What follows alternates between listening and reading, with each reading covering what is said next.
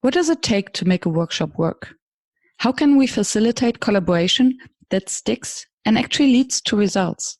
My name is Miriam Hapnes, and it is my mission to help you to make workshops work. Today with me on the show is Sean McGuire. He's a UX architect for Microsoft, and he has been a musician, and he has been a game inventor. So we are talking about the crucial step of workshop preparation and how the Billboard, a 6-meter long poster, can actually help you to keep on track and to make sure that you're achieving the results that everyone was expecting. So stay tuned. Hi, hello. Thanks Hello, for having Sean. me in the call. Yes, I'm happy to have you here to discuss about design thinking, but mainly be about how to prepare a workshop. Yeah, well, I think actually preparation is everything. I always compare or tell the people it's like a famous musician coming on stage and then he's playing whatever violin concert. That's only a small fraction of the entire work, but everything that makes this person successful happens before the concert and after the concert, and the concert itself is only the summary of all the activities prior and after the workshop. True, and as much as the audience sometimes is ignorant about all the preparation work, so are maybe the participants. Which I find is okay, because they don't have to know everything up front. I mean, they're basically, let's say, consuming a product, or let's say they want to experience the workshop. And that's one of the whole things of the preparation. You want to push everything aside so they can be creative, and they should not be thinking about all the modalities and everything around. So it's, for me, it's more as a service. And I would love to just jump into the conversation, because I would be curious to know what you would then expect the participants to prepare upfront. But before we get there, and since you mentioned music as the analogy for workshops or the preparation, maybe you can give us an intro about your background, because you have such a colorful vita, and it starts with music and has a lot to do with creativity. So how did you end up becoming a UX architect? Yeah, probably an accident. Background is my parents both were musicians, came from the US to Vienna, so that's where I was born. I also studied music in the beginning, but it was just clear that I could never make a living from that. And then you have to make the decision to do something else with your life if you just understand you're not successful. But I learned a lot from that. I also did game inventions when I was young, and it tied in many, many years later, because when you build a game, it's the same problem. People buy a box, so the old-fashioned games without a computer screen. You just open the box and you want to play immediately. And it has to be very obvious what is the goal of the game, how does it work, and all the parts in the game field, and the dice and everything basically are just the artifacts you need in order to have people perform a specific task, and the task is to play the game and someone's going to win it. So this ties back into UX design. I worked as an industrial designer for many, many years, and from there I came to the IT business, and then I found myself back in UX design, looking at the same problems you have with game inventions, how to orchestrate and calibrate, orchestrate communication between people for a specific goal. For a game, it's how to play the game. For a workshop, it is how to create a specific result or outcome at the end of the workshop. So what would be the equivalent of the end of the game where someone wins? What is the equivalent for a workshop? The team wins in a workshop. I think in a game, it's not only about the person that wins, it's about a shared experience. Like a family game, the whole family has fun in the evening. They play together, maybe for 2 or 3 hours. The same is true in a workshop. It's not in a workshop that the one is the superstar. It is a collective approach. They have a common goal, and what they do is they solve the problem as good as they can with all of the knowledge they have at that present day. And the important thing is that they come to a conclusion. There must be an end. A workshop that is not successful is a workshop where everyone goes out and kind of says, not sure what happened, not sure what were the results, and why did we actually do it, and maybe we could have used the time for something more productive. Yeah. So according to you, what makes an exciting game or an outstanding game? I think if everyone can contribute in his way and people are not forced to change the way they interact with other people, like if you have to pretend or be a different person, it's important that people can be natural. Maybe if you keep the analogy with a game, people should be able to express the feelings, joy, happiness, anger, but everything within a frame set, still understanding it's a game, it's not a competition. Games where people go out of the room crying and they're angry are like not happy family games. It should be a good experience in the end of the day. True, and within the game you have very specific rules that might be different from reality, so the same is true for the workshop context. Yes. Actually, the analogy is very interesting because if you have a board game, basically the board is just setting the frame, whatever it is. Maybe it's an adventure game, maybe it's a simple game like Parcheesi, but even chess, just black and white squares are going to set the frame where the action is going to take place, and the figures are only going to be moving on the field. Similar for the workshop. Workshops are only successful if people clearly understand the boundaries. Like, for example, if you have a workshop, we're ideating and the result is let's remove the CEO of the company and have someone else that's clearly not in the boundary of the workshop. Might solve the problem, but clearly that's not what they were asked for. That's important for people to understand where is the space that they can actually ideate in. When would you define these boundaries? At the beginning of the workshop or even in a briefing before that? Yeah, I think the boundaries need to be defined with the workshop owner. I say the workshop owner is always the one person. You need one person who takes the ultimate decision. Is this what you want to deliver? And you need a clear buy-in from the workshop owner. This is what you want, and also the boundaries. For example, there's some workshops where employees are kind of nervous. Okay, now you're asking me how I can make my workplace more efficient so you can fire me afterwards. And sometimes it is wise in this discussion to also talk about this, be very open, which can be, for example, that the workshop owner in an introduction says, yes, this is our hard time, but in reality, we don't change. Our organization is not going to exist in 3 or 5 years because competitors are doing exactly what we are doing today. Sometimes it's very good to be very open. On the other hand, if the discussion is like really heated and very emotional, you don't want to have this in the workshop because then you can achieve your goal. You might achieve a different goal, but not the goal that it was set out to.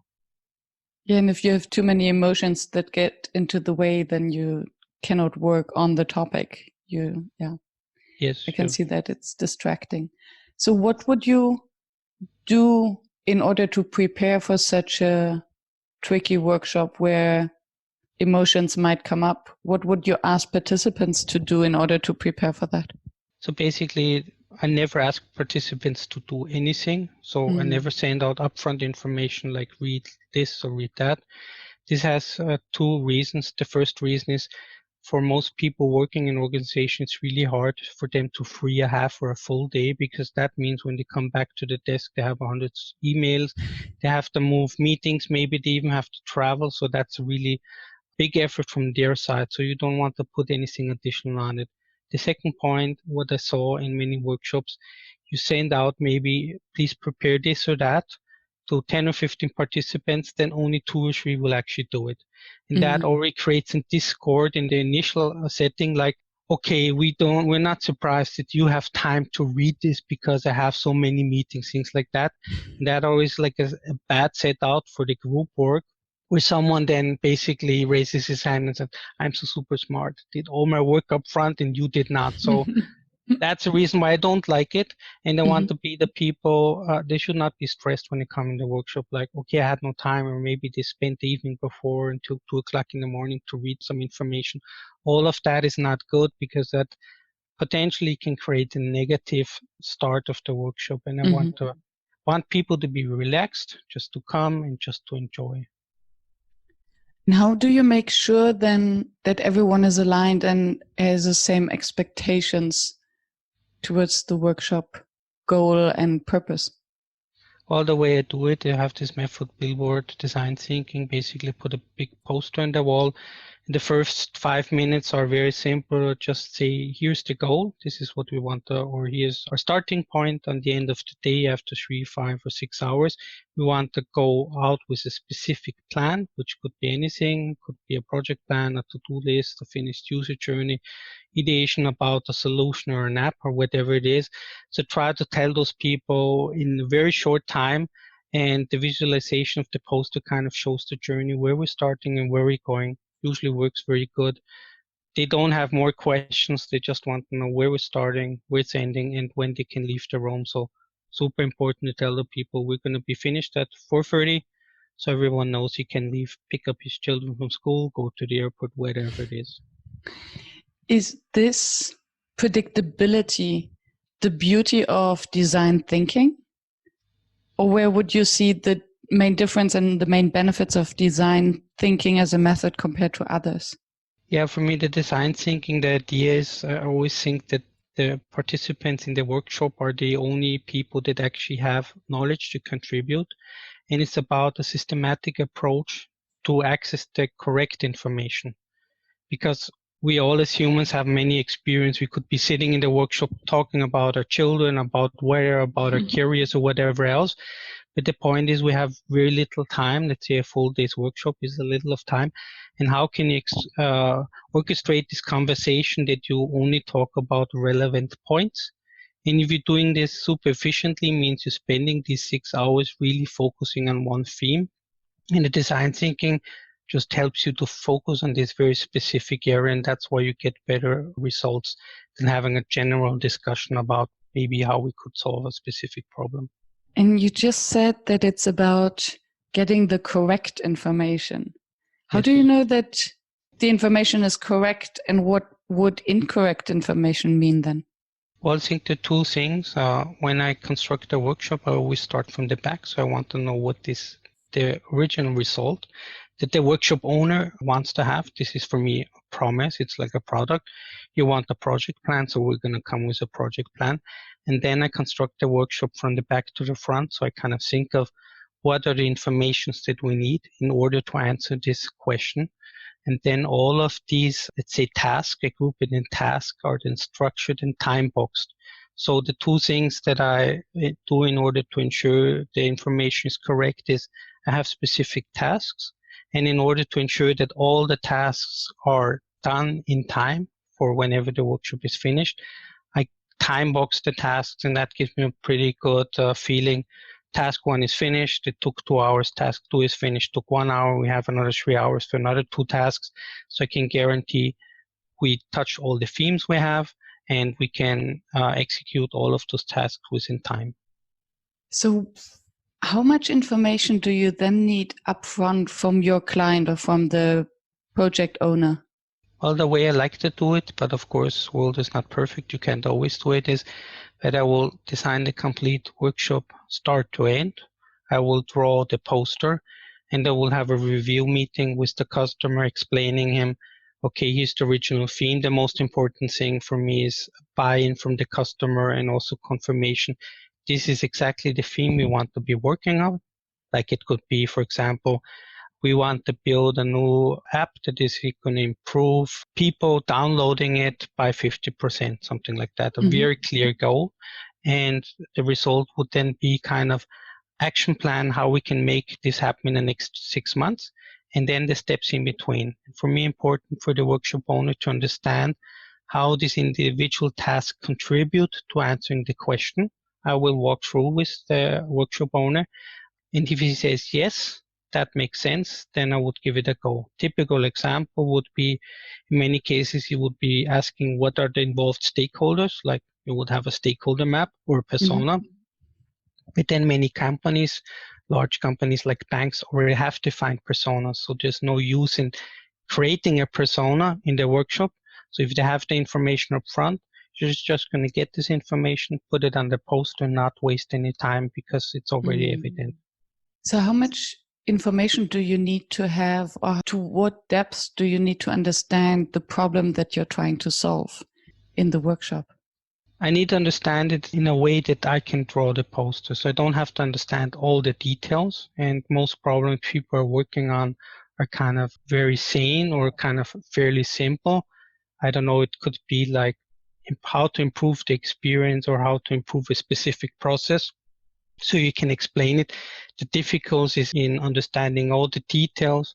As a workshop moderator or a planner, I don't have to understand the details because that's the input that we're going to get in the workshop. Just need to understand the high level steps, how we come from the question to the answer. Mm. And when you say poster, do you mean the billboard? Yes.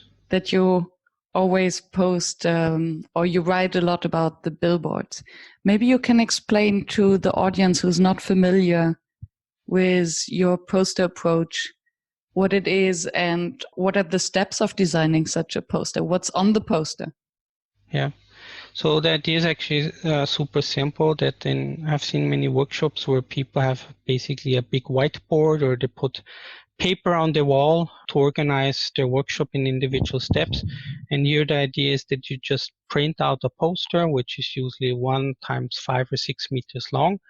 And you have the same content you would also have when you prepare a workshop. The difference is in order to draw and print a poster, you have to put a lot of information so there's not like last minute changes 5 minutes before you start the workshop. You have a new insight from some stakeholders and you just change it. So for many people, this is a little bit strange. Can you really plan your workshop from the beginning to the end and ensure this is exactly the sequence it's going to go? I think yes. And the way I compare it is if you go to Paris and you book one of these round trips with the bus, you only want to know where you're starting. Then you're going to go to the Louvre, to Notre Dame. You're going to have lunch in a bistro and you're going to go to the Eiffel Tower. You're going to be back at 4:30 to join your family, for example, again. And the same is true in the poster. Just envision a long poster on the wall where you have the original problem on the one side and you have specific steps like the user journey, persona, stakeholder mapping, problem definition, value proposition, and in the end, then you have a project plan. And you just walk from left to right, and all the artifacts in the workshop that you create are put on the poster. And the general saying is, if it's not on the poster, it's not part of the workshop. And the important thing for people when you share it, it's like always it's scrutinized by all the people in the room. So implicitly, the group, if they don't reject whatever your contribution is, like we need to change this, means they are all consenting. That means everything that you put on the poster is always evaluated in the group, either consents or rejects, then it's modified and they move on. On the end of the day, all the things that are in the poster have been shared with the complete group. They acknowledge this is a part of the input and the consent. And to what extent, or maybe you already received this criticism once, that it's too restrictive in terms of creativity, because by defining a poster, defining a template, you clearly define the boundaries and the way of thinking you're expecting from the group.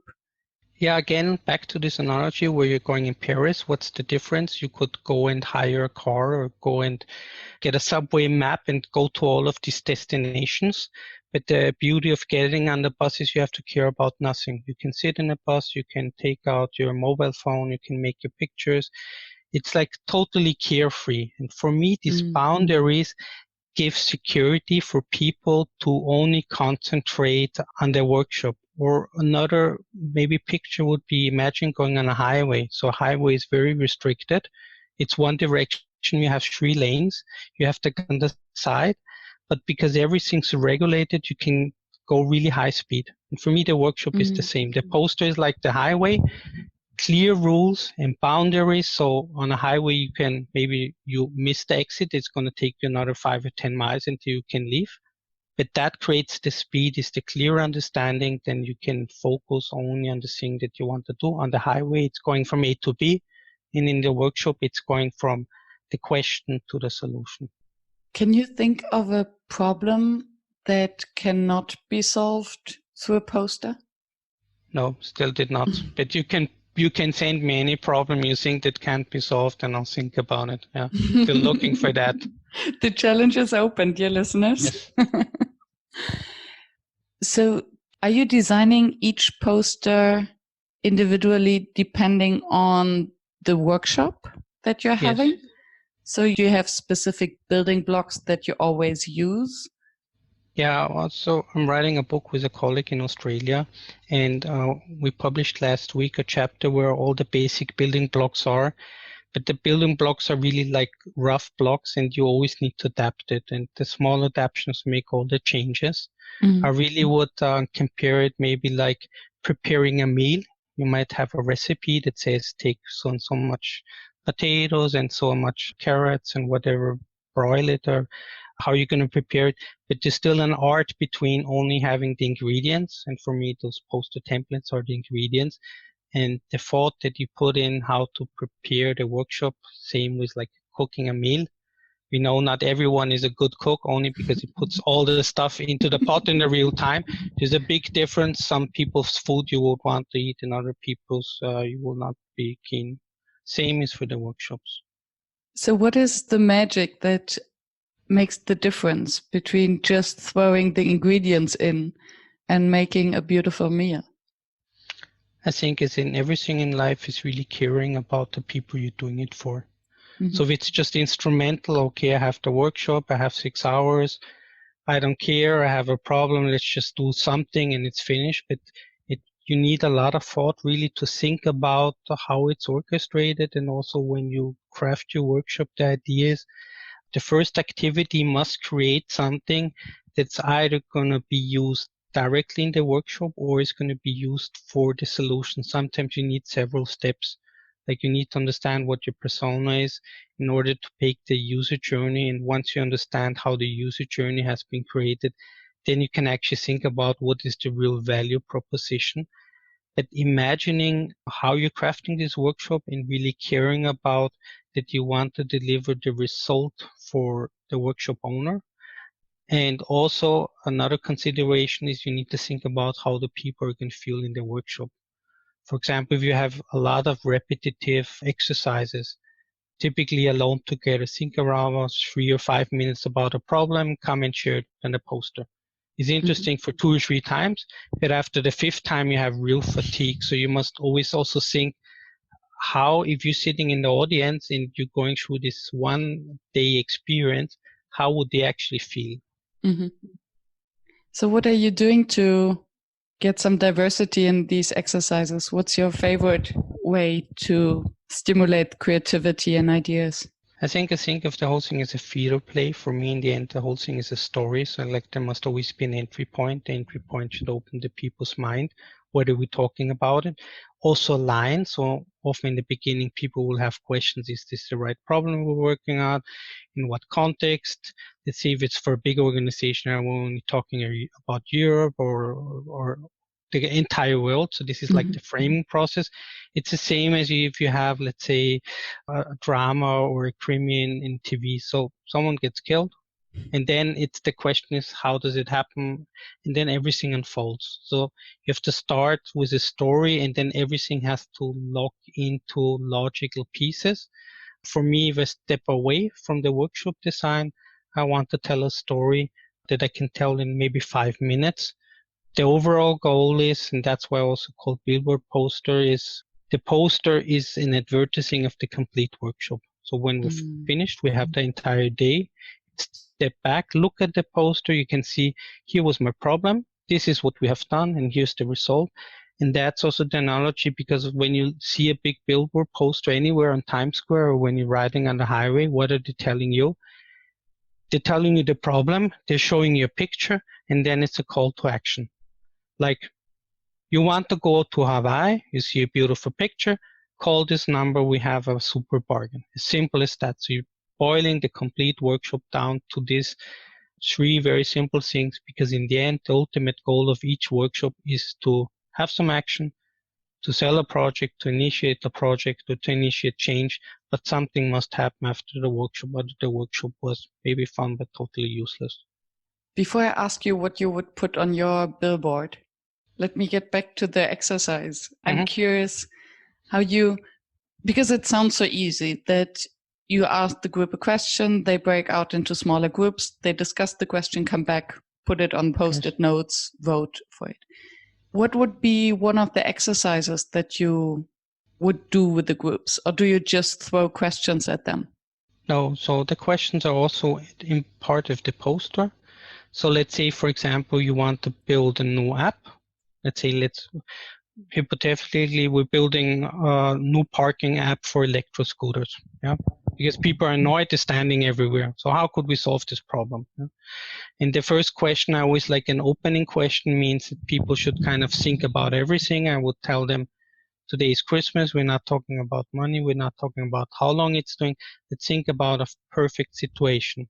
And then I would ask them, let's think about, you have 3 or 5 minutes time.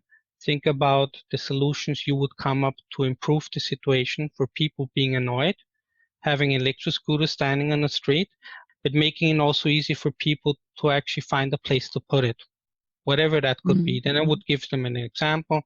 Maybe you're going to get reward points depending on the proximity. So if you put it 100 meters away, then you get 1 point. But if it's 20 meters away, then you already get like 50 points. And if it's spot on, you get 100 points, something like that. So give them an example, then you hand it over. In many cases, I would even write this one example on the post-it, put it there so they understand where it is. And then I would ask them to think about it. And when they're finished, then I would call each and every person. It's also important for me in a workshop that every person has to contribute. There's no question. It's not like someone sitting in the back and observing. The only exception is if this is clear from the beginning, you're not contributing, you're observing, but all the people in the workshop will always, for each and every exercise, need to share the contributions with the group. That's interesting. Would you allow someone to join the workshop without participating, just to observe? Yes, sometimes that makes sense. Also because I'm working for Microsoft, and in many cases, there's like the question, how far should the consultants be involved in the ideation process? But sometimes it's really helpful, for example, technicians or people that will work on the programming, that they will sit in the background just to understand how these ideas have been created. It gives them much more richer information. Because specifically when you then craft a solution, when you build the architect, you need a lot of information. And then every customer is different, every customer is special. And then if they have this information, understand, okay, now we know why, what limitations that, and why the customer needs that, and it's much easier for them to actually build or craft a solution that really fits to the customer. And in this case, I would want to have the people sitting in the back, just observing, making their notes, and not joining the conversation. Because if you're a very tech-savvy guy, you might be thinking all the time of how the solution is, and all your inputs would already be, this is the way we're going to doing it, but I want to separate the ideation process from the solution process. That's super important for me. How much do you know about the participants before you design the workshop, or how much do you actually need to know about the participants?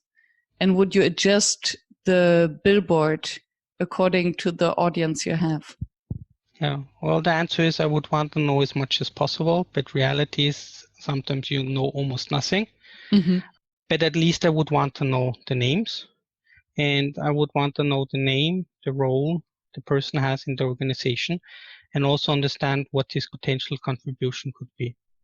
Just to give an example, if you're asked to develop a web shop or ideate about a web shop or a shop portal, you definitely would want to have marketing in that workshop, because it's very unfeasible that they come up with a creative solution for the web shop and then marketing will not be asked to give their approval. So I would see this as a blocker to have them ideate everything and afterwards going to marketing, say, hey, this is our great solution. What do you think about it? Because they have a lot of knowledge, I would want them in the workshop. And when I have the list, I would always ask the workshop owner, please give me a list of the people and try to match it and see if something is missing. Some cases it's possible, some cases it's also fixed. And one should also acknowledge that it's not like the workshop owners can reach out into the organization and say, I want the head of marketing and I want the head of this department and so on and so on. So they're also limited about availability, but you always try to do your best. And then it's also interesting to understand, for example, if we go back to the web shop example, you want marketing, but they simply have no time. Maybe they have an urgent campaign they're doing, or it's simply not possible geographically. So they won't fly this person in from, I don't know where, to participate. Then it's still a valuable information because it helps you interpret the results. Okay, we had this ideation workshop, but no one from marketing was part of that. That just gives you an understanding that, yes, this resource was missing and maybe the final result is going to look different when we include this person into the process. I'm Rain. I'm from Experiential Learning. We facilitate programs for executives, and we use Session Lab because it's a very easy tool to design a meeting, easy to share with your colleagues and get a script for the meeting in no time without too much hassle. So visit sessionlab.com and find out more yourself. What would be your advice on how to select the participants for a workshop? The way I like to do it, if I have the option, and as I said, you don't always have the option. Sometimes organizations have a clear idea about it, is to try to go vertical through the organization. So I always try to have decision maker in the room. I call it the person who has the money in the pocket, who actually can make a decision. The reason why I want this person in the room, that if he has time and he understands and sees how the workshop is built, he gets much more information to actually make a decision in comparison to just have a summary, maybe 5 PowerPoint slides with some numbers. It's not as much information than actually seeing the whole process evolve. Then besides the decision maker who could actually finance the project, I would always want to have the project owner. In many organizations, it's so that they already decided up front, you're the product owner for this project. So you're going to take the responsibility. You need to ensure that this is going to be successful. If you have a project manager, if it's a large project, you want to have the project manager. So that means we have basically 3 decision roles: the money maker or the money giver, the project owner, and the project managers. And besides that, I want to have people that are using the product. And again, there, I'm always looking for the end users. Mm-hmm. So in many workshops, you will have middle management, but I will always try to insist, I want the person on the ground, on the base, if this is a customer or internal working person, maybe in the front office, back office, or a sales guy, but I want those people that are actually ultimately going to use the solution, because they're the only ones that can actually confirm that whatever we're building makes sense for them end of the day. And I was just thinking of that. Would you give the workshop sponsor, so your direct client, would you give him or her some sort of a guideline or even a homework of what to do in order to prepare the workshop? Well, it could be in those cases, if the workshop sponsor or the workshop owner has a specific target, means that he wants to have a very specific question answered. This could be, let's say, you're building an application and he's explicitly already saying, we already discussed the technology. We also had a talk with the data analytic guys that here is the source of all our data. So these 2 things we don't need to talk about. Because often in the workshops, people might start asking, let's say, if it's about data, where does the data come from? Where are we storing it? Is it in the cloud? Is it on-premise? All of these things, or privacy things like GDPR. But if these answers have already been defined up front or answered in separate workshops, we can always exclude it. But that would be part of the intro, saying we're working on this process, maybe from a very user-centric point of view. Technology has been fixed. We have already looked into the GDPR compliance issue. That is fixed. And we also know how we're going to build the solution. So in these workshops, we're not talking about technology. But in other workshops, it could be it's completely open and you have to answer all of these questions. What is for you the key building blocks? What do you need to keep in mind in order to get the preparation stage right for a workshop? Why is preparation so important?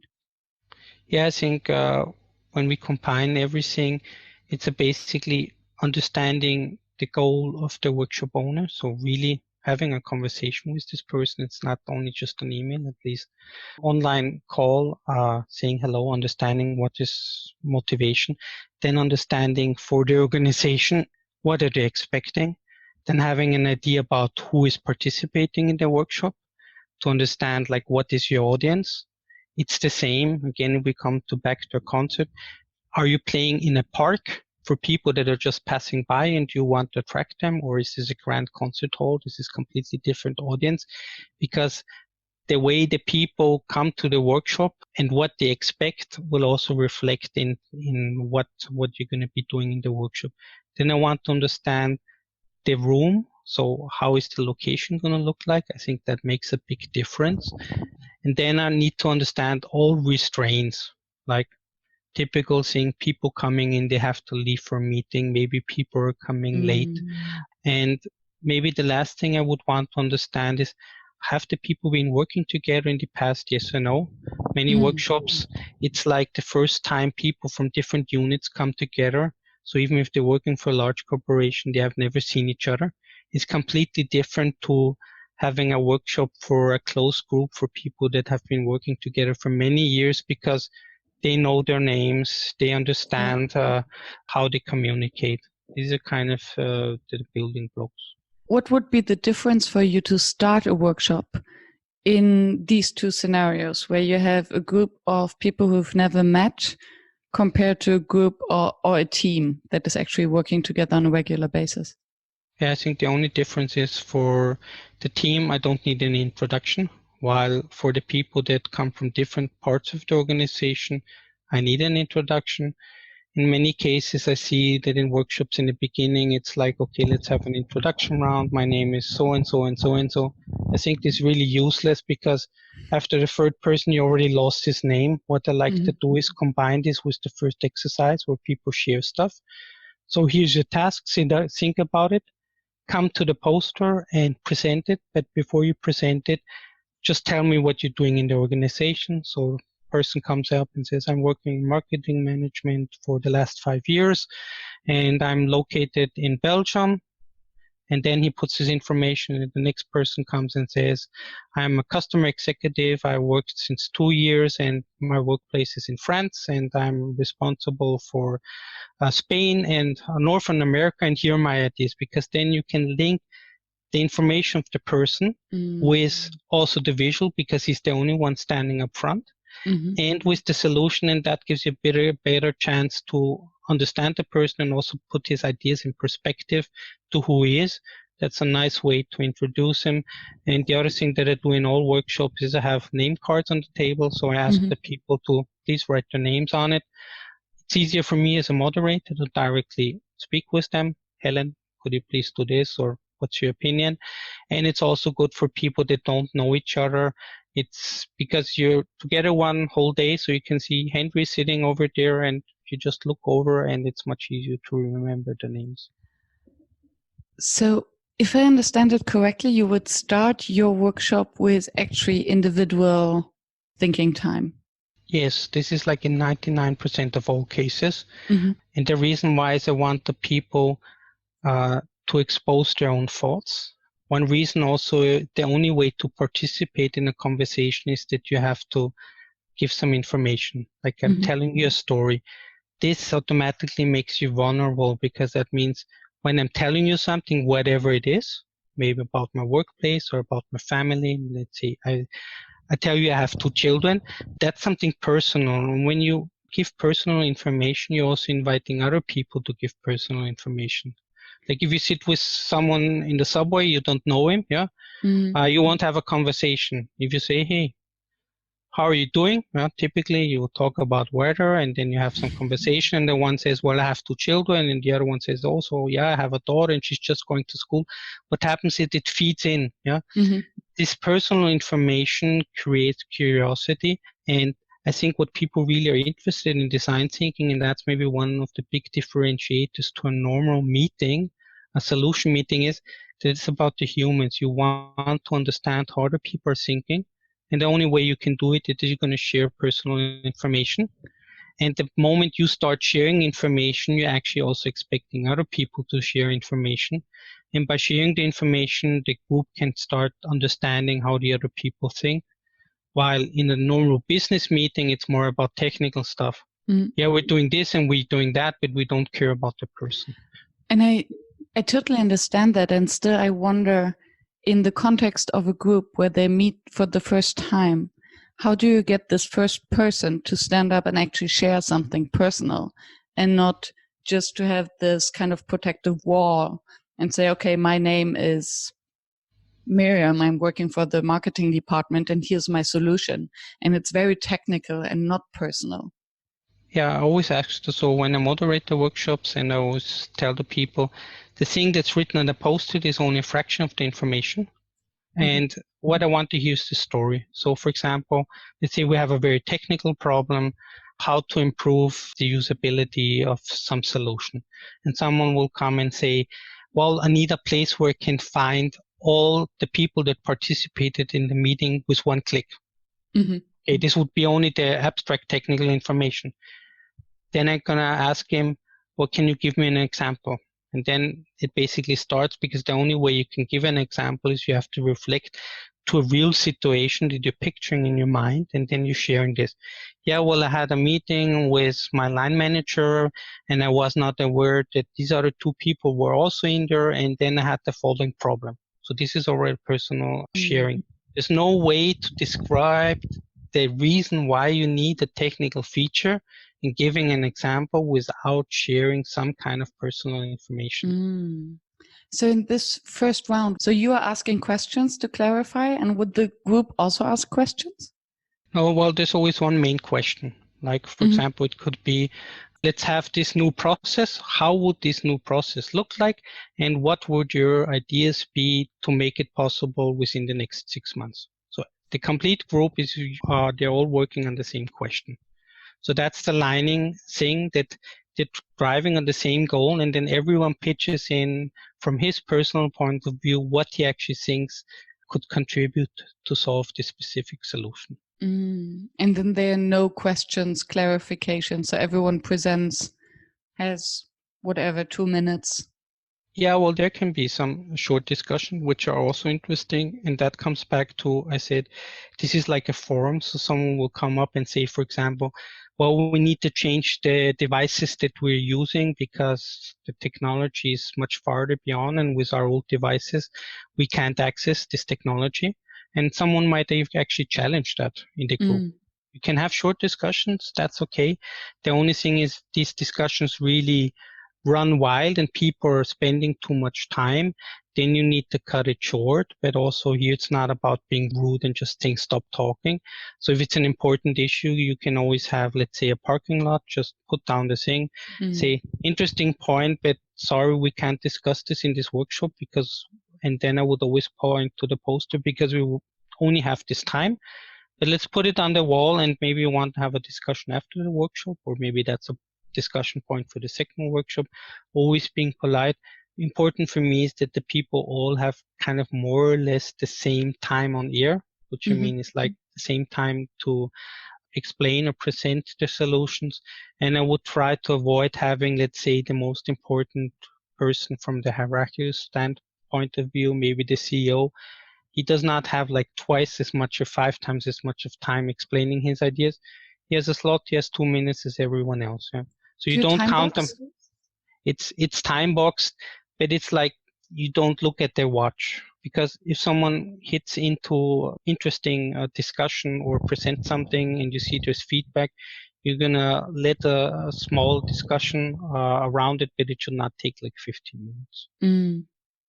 So how do you debrief then after this round? So everyone describes their own vision and their background. And then what would you do with all this information then? So usually it's like they would be putting it on Post-its, and it's always about grouping. So it's like this double diamond principle. The first question is just what ideas you have, but just having these ideas scattered around in the room does not help.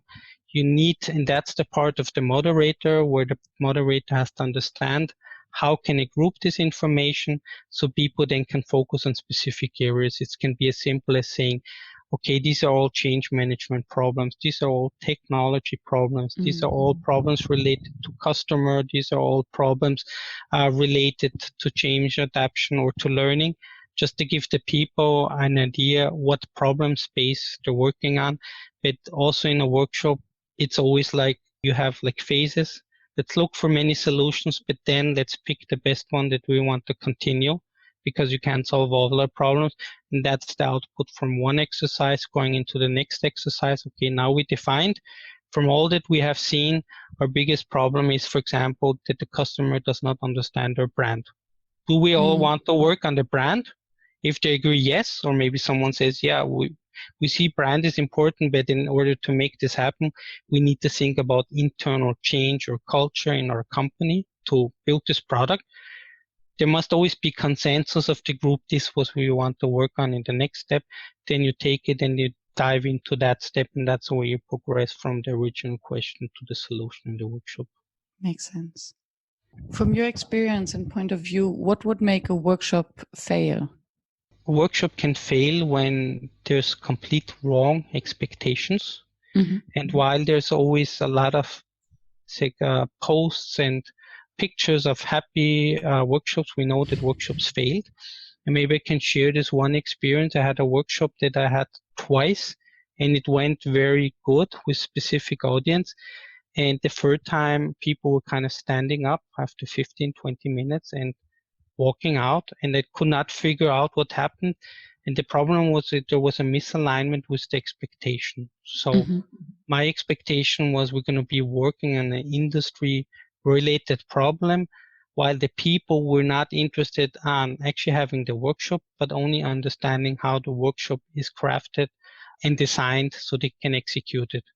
So while they thought it's total waste of sitting in a workshop, maybe they participated in many workshops, or they were workshop moderators themselves. So it was like, okay, I already did 100 workshops and I'm not even interested in the topic. There was a misalignment, yeah. And maybe the one thing I did not understand at that time, this was like 2 years ago, the moment this happens, you actually have to stop your workshop and just say, okay, what's going on? I mean, you spent time to come here, you reserved your time. You took the trouble.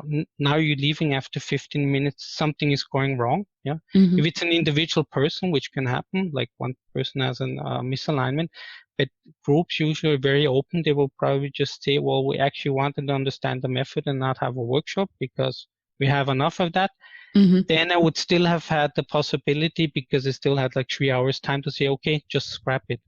Yeah. That's very important, to be very open, but sometimes you just realize these things afterwards. So the big problem was misalignment of the people coming to the workshop and their expectations to what I thought they wanted to have. And I think that's a very important point. And now I am thinking back to what you said earlier, that you are not communicating directly with the participants before the workshop. Yes. This means that you're giving a lot of responsibility actually in the hands of the workshop sponsor, hoping or trusting that he or she will communicate the purpose and align the participants in the right way. Yeah. So what did you learn from this experience? Would you make anything different now? Or how do you make sure that you manage expectations correctly? Yeah, well, here the mistake was that I was not directly in contact with the workshop owner. It was basically a proxy. There was someone else organizing it. And I just assumed that everything was clear, so there was a miscommunication. I think that the workshop moderator always has to talk and align his thoughts with the workshop owner and ask 2 or 3 times. So there are a few stages, like this is what we want to do. When we finished, draw the poster, I walk him through the poster, and when I'm finished with that, I'll send him the final expectation. So there are at least like 3 gates where you checking. Chances of that happening, that you're completely off, is very, very rare. Yeah, it happens, but that's the danger, I think, is just a misalignment. Because the second thing that can happen is people come to the workshop and they're kind of surprised what's happening, and you might take you some time to get the people into the thinking mode. Like they all come, open the laptops and just expect they're going to have a normal meeting. Until you tell them we need no laptops, why? And you can turn off your mobile phones, why? That can take some time, but then again, the poster is going to help you that they say, okay, we expected something else, but probably the person has a plan. So let's at least give them a chance. And I think if workshops break, they break within the first 5 to 15 minutes. So either the people are on board, everything's working, or you feel real resistance. Sometimes I had that, also rarely, but then you need to confront the person in the workshop completely open. If you see that someone's kind of destructive now, and just ask him, okay, you come here, you're not participating, what's your problem? I once had a workshop where a person was like really arguing, this is all crap, this is waste of time. And we had an open discussion, and I said, look, you have two choices. The one choice is, I understand your reservations, you can give it a try and join the group, and we're going to continue. The second one is you're going to decide this is a waste of time, which is fine for me. I'm sure you have a lot to do. Then please just leave the room and do whatever's more important. Because if you don't think that this is important for you, I don't want you in the workshop. And it's not about if you're right or wrong. It's only that we have a clarified, if you're not willing to invest your time here, you have things that are much more important, then please leave here. And not insulted about it, it's not about me, but just give the other participants the chance to actually give it a try. Exactly, because such a behavior can then be toxic for the entire group and spill over. And you don't want to waste other people's time just because one is not willing to invest. And I think this is a general thing in a workshop. What makes a good moderator is you have to be very reflective, and it can be small things. Like I had one workshop where I was dividing people into two groups, and I said, okay, this is a younger group and this is the older group. And there was a woman, she was probably 35. So I said, you're in the older group. And then in between, she was like really insulted, just her standing out on the coffee machine. I'm 35, and he said, I'm in the older group. So she came back. So after we had a small coffee break, the right thing for me to do was I just confronted her. I said, yes, I apologized about this. Yes. And it's not about, are you always 35 or not? Or do you belong to the younger group? But this is important also to acknowledge if you do something, if you offend something, this can be anything. Maybe it's cultural, religious, or anything where be open about it, just apologize. People understand you can't know everything. The workshop can go on, but don't leave it in the workshop as something because this person basically is being offended, and that will give kind of a negative touch to your workshop, and you want to have all of that out. At least you try. Maybe you won't make everyone happy, but I would always be very open on that. So did this young woman then change the group, or did she remain in the older group? No, she remained in the group. We all had a laugh about it. It was no problem. Yeah. But I think that always when people say these things, you touch her feelings in some way. So she was kind of offended about it, and you can't make it not happen because it happened. But by acknowledging and sincerely apologizing, I think it was okay for her. Yeah. It was then a running gag basically in the workshop that, okay, I'm the young person from the old group and here's my opinion, things like that. So that can feed in also to additional interactions and having people being more engaged in the workshop. Makes sense. If you had a billboard in your front yard, what would you write on it? If I had a billboard in my front yard, what would I write on it? I don't know, to be honest, but probably I would kind of try to explain in 3 steps how the method works, and then I would proclaim we still have so many problems to solve in the world. Maybe it's time we stop discussing and have real conversations about it, involving all the people and sourcing all the ideas from people that don't have the power to highlight their ideas. Because I see in many organizations, you have people that run around the whole day just saying what great ideas we have. But there are many, many people that have fantastic ideas that simply say it's not worthwhile. I don't want to be exposed. I don't want to run around and say how great I am. But we need those ideas from those people that don't naturally promote themselves. How do you pick these people out? So how do you help them to be heard? Well, in the workshop, it's simply because in the workshop, as I said, everyone has name cards and all the exercises are done in a way that everyone has to share. And if I just see that someone is not maybe so keen about sharing and he comes up, I'll just help him. Like they might just come and put the post-it on the poster and immediately try to walk away, engage him in a conversation. And usually those people, those quiet people, when they start talking, have a lot to share. You just need to give them initial chance. And they also understand, and this is why for me, Billboard workshop is like a stage. The person who is on the stage has the right to talk and everyone's going to listen. And in many cases, that is already enough for them. Wow, they're all listening to me. That he's actually willing to say something, because the reason he does not say anything, because he says no one's listening. But it's obviously in the group, he's talking and the other people are listening. So in many cases, that breaks the ice and helps them. Yeah, I can see the magic happening in this environment. Very nice. Is there something that you have the impression we haven't touched upon? I can think of a million things. I wanted to talk to you about technology, but I think this might be another episode. Yeah, maybe the one thing that's important for me also, that I think many people that discover something that works for them, then kind of proclaim it should be great for everyone else. I just think this is one of many, many methods that you can use. I want to share it for people just to test it out. It's like not everyone, I don't know, loves sneakers, is shoes. Yeah. And I think it's important to also be sane about it. It's just one of the many methods that you can use. I want people to try it out. But I don't think that it's better than the other methods or it's more important than the other methods. Any design thinking workshop that creates good results is a great design thinking workshop, independent from the methodology or the technique that you use in the workshop. Awesome. What would be your advice to a facilitator who maybe hasn't found her or his own method yet? What is a good way to find out what method is good for you? Try it out. But for me, I think the most important thing is you need a plan before. That's what I like on the method is the poster is actually the plan and you see the deviations.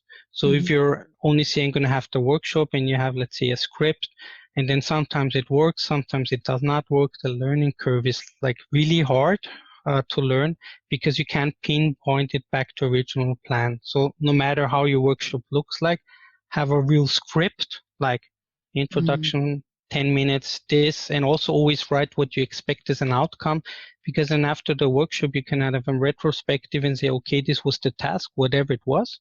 Maybe I had this icebreaker. My assumption was that people are going to be feeling more open, but it did not happen. Because when I have this link, then I can think about, first of all, I can say, forget about this icebreaker, but it might be very subtle that it did not work because this workshop was in India and the culture is different, but this icebreaker in the US would be fantastic. So by having a clear plan and matching it with the workshop results, that's the best way to learn. And the second advice would be that you don't have to have a full workshop to actually figure that out. So I always prototype the workshops, which means have a draft, put it on a flip chart, get 2 or 3 people in the room and have a discussion about it. Maybe try out small sequences. So maybe you have like 7 iterations. Okay, let's just try out how would that happen. You have 3 post-its and you can have limited time, just 1 minute. Just put your first 3 ideas and let's see, does that work? Just to understand, to the participants, understand the question and the things that they are delivering. Is that related to your question? Could you use that? Because then you can prototype your workshop probably in 1 hour, just try out the crucial parts.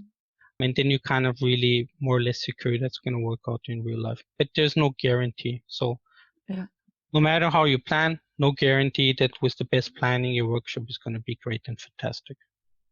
Who would be your guinea pigs for such a prototype? People that don't like design thinking. So I think it's always interesting it's very easy to go to your best friend or to your design thinking colleague. How do you like it? Yeah, fantastic, awesome. But in every organization, you find like people that say this is a waste of time, that won't work. Get those people in, because the things they're going to feed you back, whatever it is more valuable than someone, because the problem is they can't imagine how it actually plays out. While if I explain the example to you, you probably can already visualize how that's going to work out. But someone who has not been in a workshop or dislikes design thinking in general, I want his feedback because it's going to push me in a direction. Maybe you would want to participate if this is the outcome, and you can have a conversation and you can improve the result. Awesome. I like this advice. If someone fell asleep after minute 1, just woke up and doesn't have time to listen to the entire show again, what would you like this person to keep in mind? I think the important thing for me would be that do your planning really rigorously. It's the most important thing for 2 reasons. The one reason is if you plan your workshop diligently, step by step, and you execute it, you will be able to learn what worked and what did not work. You can only do that if you have a plan. The second thing, if you prepare thoroughly, you're thinking about all the things that could go wrong in a workshop. And if something goes wrong, then at least you have an alternative. And this planning is the thing that actually makes your workshop really good because you can learn. And if you have done 5 or 10 workshops, I guess you're going to be so good that you're going to be a successful moderator. Awesome. Thank you for sharing.